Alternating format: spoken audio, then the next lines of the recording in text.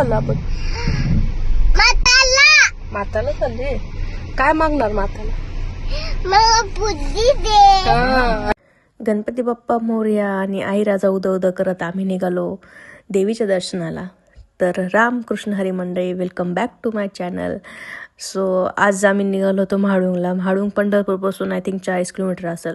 In general ह्या देवीच्या म्हणजे मंदिराला एवढी गर्दी नसती, पण आज संडे होता आणि पाऊस पण नव्हता मेन म्हणजे त्याच्यामुळं, आणि नवरात्र तर चालूच त्याच्यामुळं प्रचंड गर्दी होती.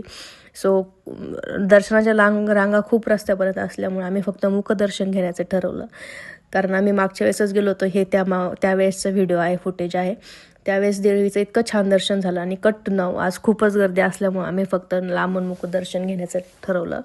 आणि हा व्हिडिओ काढण्याचा मेन पर्पज म्हणजे की गावाकडची यात्रा, गावाकडचं देवीचं दर्शन आणि गावाकडं जे म्हणजे नवरात्रामध्ये जो उत्सव साजरा केला जातो, हे मी माझ्या माहेरचं खूप मिस करत होते. सो आज इथं बघितलं ना मला माहेरची आठवण आली. सो देवी तर सगळीकडेच असते.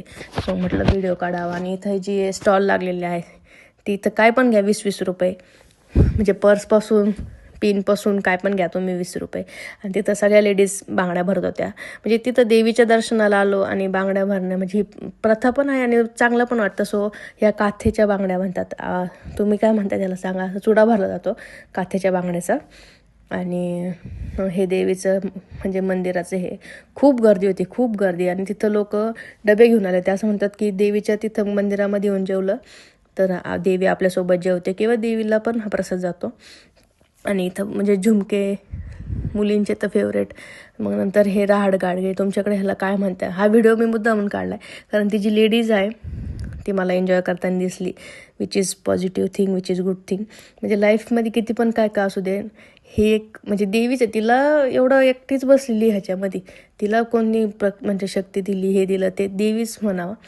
आणि कारण माझी तर खूप हिंमत होत नाही वरती बसायची, तर आम्ही पण तिकीट काढलं बाळासाठी, ती पण खेळत होती. मी तर व्हिडिओ काढले.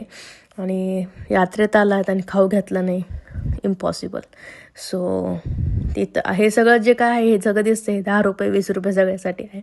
सो आम्ही पण थोडी शॉपिंग केली आणि मग निघालो घरी यायला निघालं. भूक लागली. आणि जर तुम्ही म्हाळुंगला आला असाल देवीच्या दर्शनाला तर पुढं श्रीपूरमध्ये केसकरचा वडापाव आहे. तर तुम्ही आय थिंक भाडेपाणीसुद्धा हा ट्राय केला पाहिजे एकदा, कारण खूपच भारी आहे. म्हणजे मी आज नाही खाल्लं, आज उपास असल्यामुळं मी फक्त व्हिडिओ काढला आहे.